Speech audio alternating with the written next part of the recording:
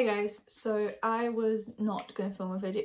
I was going to film a video today, and then as I did my makeup, I got a migraine because I get chronic migraines and I think they are genetic. I can literally smell a flower and be like, oh, here we go again. So that was really fun. And I think I did my makeup like 6 hours ago, and I usually don't film at this hour because I'm ready to snooze. It is 11 p.m, well, like 12 now because something else happened, and I know I'm gonna get some quirky teen in my comment section saying, oh, you sleep at 12? I haven't slept since 2009. Like, yeah, we get it, you're cool, and I'm not. I'm literally 80 years old. I still have a migraine, but I'm not gonna let makeup go to waste because I just don't wear makeup around the house. So why do I do it if it isn't to film a video? Another thing is, you might notice the sound is You might be correct in saying that, because it is. I have a mic that I connect to my laptop and record the audio and stuff, and today I connect my mic and it's just not working. Yeah, that's how my night is going. Hope yours is going just as well. Hopefully a little bit better. Here's Eeyore to make things okay. He's always here to spill the tea. This is just not a great start to a video. Yeah, okay. So I have another mini tea video because, as I said in my last, I'd say like 3 videos, nothing's been happening. And when things do happen, they're not things I can just whip out a video about because they're more serious. And essentially what that means is we're sticking to the mini teas. Philip DeFranco, I'm coming for your brand. I'm doing mini news stories now. But before we get into the video, well, we're already in the video. Before we get to the tea, this video is actually sponsored by a brand called Native. Thank you so much to Native for sponsoring this video. Now, if you don't know what Native is a deodorant brand because we don't want to stink. But many conventional deodorants use things like aluminium to essentially plug the sweat glands so that your sweat doesn't come out. You're putting aluminium on your skin.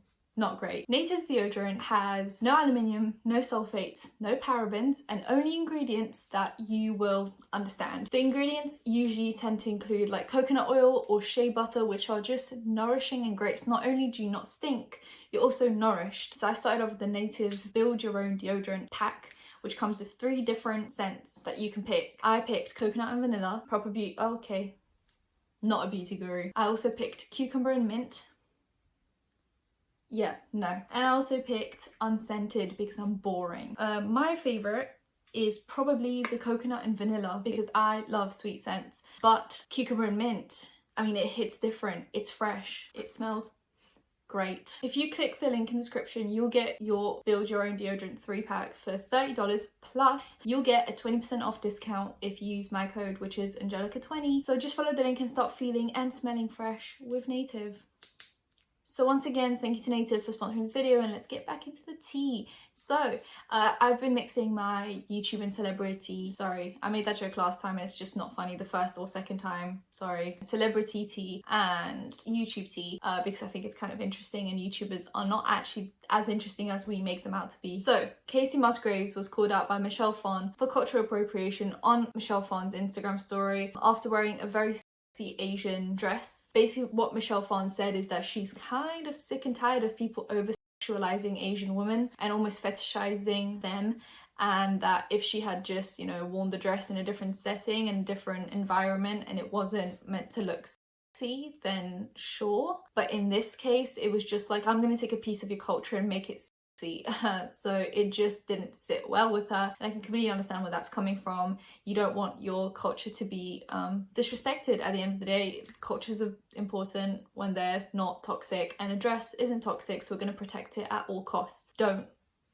sexualize people when they don't want to be sexualized. Another thing is there's an account on Twitter that basically is an account purely made to bash Jaclyn Hill, which, like, we all love criticizing Jaclyn Hill because there's a lot to criticize, but to have a whole account for one person, that must get really boring. But essentially what happened is Jaclyn Hill posted a video, no, she posted a picture. You can tell my brain has shut down. My brain shuts down at around like 6 p.m, and I'm lucky if it starts working by 8 a.m. the next morning, and it is currently like midnight, so my brain is currently just like functioning on 0 brain cells. Jaclyn Hill posted a picture where she was wearing PJs in a supermarket, and this account went off. She or he snapped.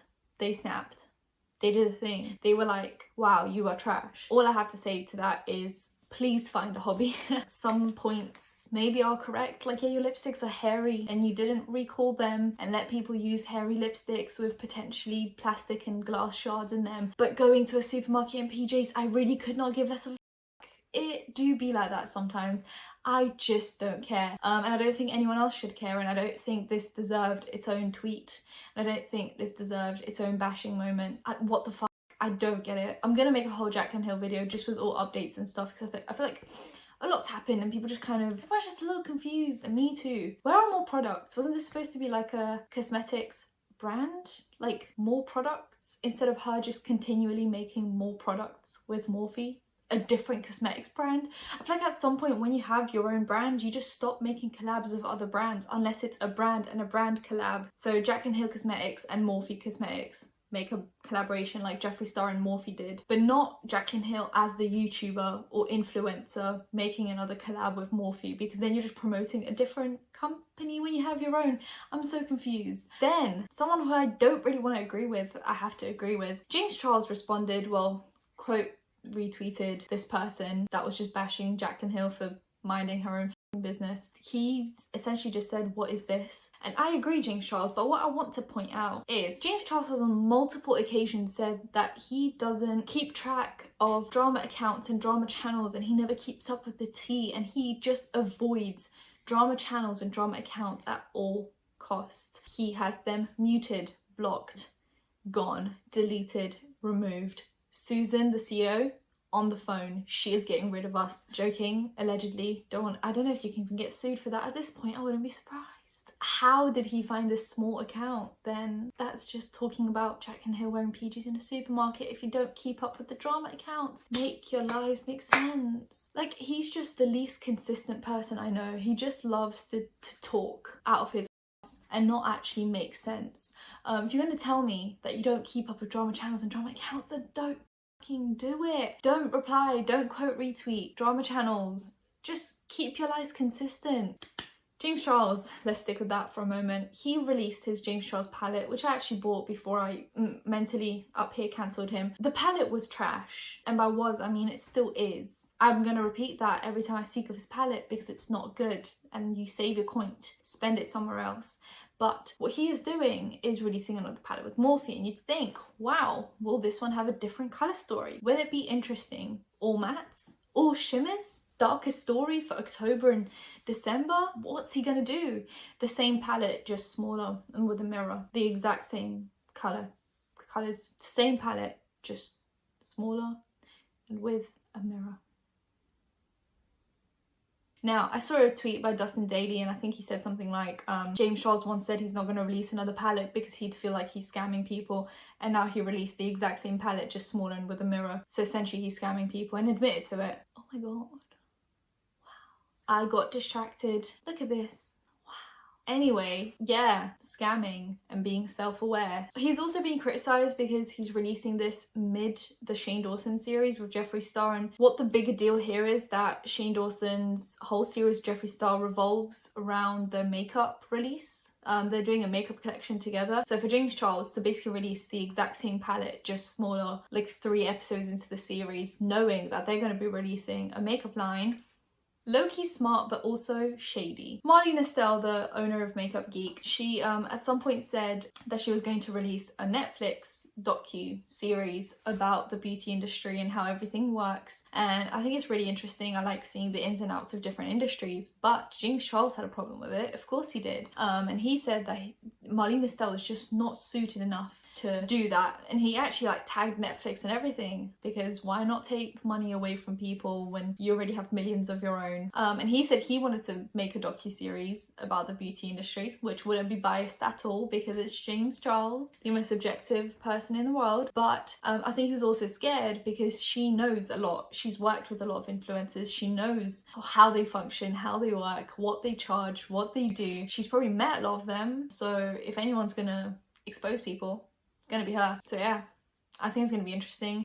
She did tweet that she is not sure when it's gonna come out and that it all depends on Netflix and when they're ready, but once that shit drops, oh The tea. Drama channels are gonna really run with that one, including me. Don't know why I'm saying it like I'm not one of them. I'm here and ready. Marlena, please grace us with something because the tea has been so cold. I'm just unimpressed. I keep on hearing stuff.